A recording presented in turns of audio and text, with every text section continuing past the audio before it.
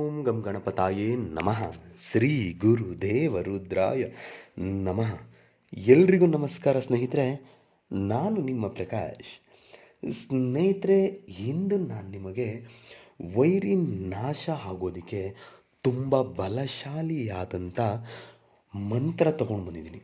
ಅದು ಯಾವತ್ತು ಮಾಡಬೇಕು, ಹೇಗೆ ಮಾಡಬೇಕು ತಿಳಿಸ್ಕೊಡ್ತೀನಿ. ಅದಕ್ಕೂ ಮುಂಚೆ ನನ್ನ ಚಾನಲನ್ನು ಸಬ್ಸ್ಕ್ರೈಬ್ ಮಾಡಿಲ್ಲ ಅಂದರೆ ಸಬ್ಸ್ಕ್ರೈಬ್ ಮಾಡಿ, ಲೈಕ್ ಮಾಡಿ, ಶೇರ್ ಮಾಡಿ, ಹಾಗೆ ಬೆಲ್ ಐಕಾನ್ ಬಟನ್ ಪ್ರೆಸ್ ಮಾಡೋದನ್ನ ಮರಿಬೇಡಿ. ಏಕೆ ಅಂದರೆ ಮುಂದೆ ನಾನು ಏನು ವೀಡಿಯೋಸ್ ಬಿಡ್ತೀನೋ ಅದು ಎಲ್ಲರಿಗಿಂತ ಮುಂಚೆ ನಿಮಗೆ ಬಂದು ಸೇರುತ್ತೆ. ಸ್ನೇಹಿತರೆ, ಈ ಕ್ರಿಯೆಯನ್ನು ನೀವು ಶನಿವಾರದ ದಿನ ಮಾಡಬೇಕಾಗುತ್ತೆ. ದಿಕ್ಕು ಬಂದು ದಕ್ಷಿಣ ದಿಕ್ಕು. ಇದಕ್ಕೆ ಬೇಕಾಗಿರುವ ಸಾಮಗ್ರಿಗಳು: ಒಂದು ಮಣ್ಣಿನ ಕುಡಿಕೆ ಬೇಕಾಗುತ್ತೆ, 20 ಗ್ರಾಂ ಉದ್ದಿನ ಕಾಳು ಬೇಕಾಗುತ್ತೆ, 5 ಒಣಗಿದ ಕೆಂಪು ಮೆಣಸಿನಕಾಯಿ ಬೇಕಾಗುತ್ತೆ ಮತ್ತು ಅವರ ಫೋಟೋ ಬೇಕಾಗುತ್ತೆ. ನಂತರ 1 ಸ್ಪೂನ್ ಅಕ್ಕಿ ಮತ್ತು ಅರಿಶಿಣ, ಕುಂಕುಮ ಮತ್ತು ಇದರ ಬಾಯನ್ನು ಕಟ್ಟೋದಕ್ಕೆ ಒಂದು ಕಪ್ಪು ಬಟ್ಟೆ ಬೇಕಾಗುತ್ತೆ. ಇಷ್ಟನ್ನು ತೆಗೆದುಕೊಂಡು ಏಕಾಂತ ಜಾಗದಲ್ಲಿ ಅಥವಾ ಮನೆಯ ಮಹಡಿಯ ಮೇಲೆ, ಮನೆ ಒಳಗಡೆ ಈ ಕ್ರಿಯೆಯನ್ನು ಮಾಡಬಾರ್ದು ಸ್ನೇಹಿತರೆ. ಏಕೆ ಅಂದರೆ ಇದು ಕೆಟ್ಟದ್ದಿರೋದ್ರಿಂದ, ಯಾರನ್ನಾದರೂ ನಾಶ ಮಾಡೋಕ್ಕಿರೋದ್ರಿಂದ. ಅಂದರೆ ನಾಶ ಇದನ್ನು ಯಾವಾಗ ಮಾಡಬೇಕು?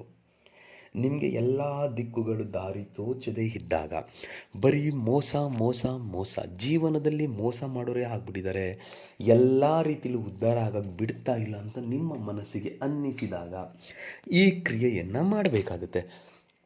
ದಕ್ಷಿಣ ದಿಕ್ಕಿಗೆ ಮುಖ ಮಾಡಿ ಕುಳಿತುಕೊಂಡು ಮೊದಲಿಗೆ ಫೋಟೋ ಹಿಂಭಾಗದಲ್ಲಿ ಅವರ ಹೆಸರನ್ನು ಬರೆಯಿರಿ. ಬರೆದು ಫೋಟೋವನ್ನು ಹಾಕಿ ಕುಡಿಕೆ ಒಳಗಡೆ.